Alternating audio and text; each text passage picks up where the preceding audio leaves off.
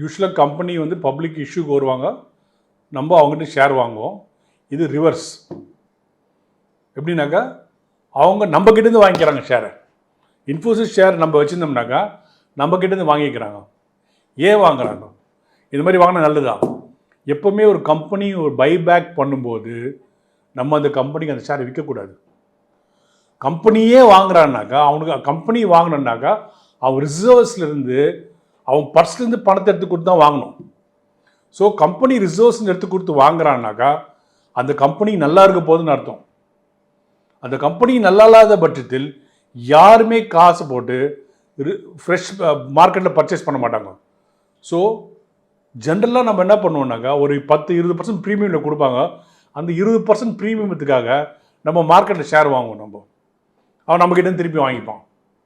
ரெண்டாவது என்ன விஷயம்னாக்கா ஷேரை அவங்க பைபேக் பண்ணும்போது என்ன ஆகும்னாக்கா மெயினாக மார்க்கெட்டில் இருக்க சப்ளை குறைஞ்சிரும். ஓகே, சப்போஸ் இப்போ அவன் வந்து 10 lakh ஷேர்ஸ் வாங்க போகிறாங்க. அந்த 10 lakh ஷேர்ஸ் வந்து சப்ளை மார்க்கெட்டில் இருக்காது.